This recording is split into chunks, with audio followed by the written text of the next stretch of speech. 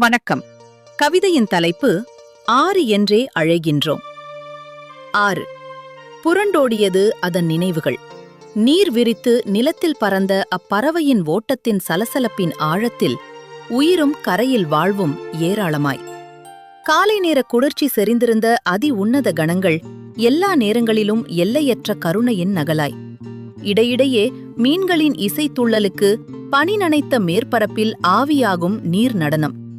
மௌனமாய் பரவிடும் கருவறையின் மணமாய் இலைகளின் நிழலில் பச்சைய பரிமாற்ற மணம். கரைகளில் பற்றி படர்ந்து வளரும் மூங்கில் புதர்கள். அன்று ஆற்றைக் கொண்டாடினோம், அதைக் கொண்டாடுகிறோம் இன்று. நீரோடிய ஆற்றில் ஓடிய வாகனங்களின் அணிவரிசை, நீர் உறிஞ்ச ஆழ்துளை கிணறுகள், இறைக்கும் நாணயங்களின் சத்தத்துடன். நீரின் பிரிவில் புலம்பி கட்டடமாய் இருகப் போவதை எண்ணி கண்ணீர் விட்ட ஈர மணல் குவியல் குவியலாய். தொண்டையின் ஈரத்தை முள்மர வேர்கள் ஈர்த்திட, கடைசி விக்கலில் மரணித்த ஆற்றின் எலும்புகளை சுவைக்க நாய்களும் நரிகளும் பகலிலும் இரவிலும். மக்களின் இறந்த வாழ்வும் கரையின் காய்ந்த மரங்களும் காலத்திடம் கெஞ்சின கடந்த காலம் அழைத்துச் செல்லச் சொல்லி.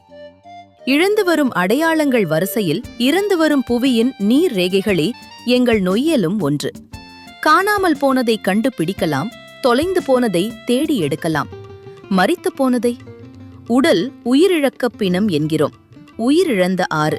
இன்றும் அதை அழைகிறோம் ஆறு என்றே. அன்று அழைத்ததைப் போலவே என்றாவது அதில் நீர் ஓடும் எனும் நம்பிக்கையில். ஆக்கம் ஆதித் சக்திவேல். மிக்க நன்றி.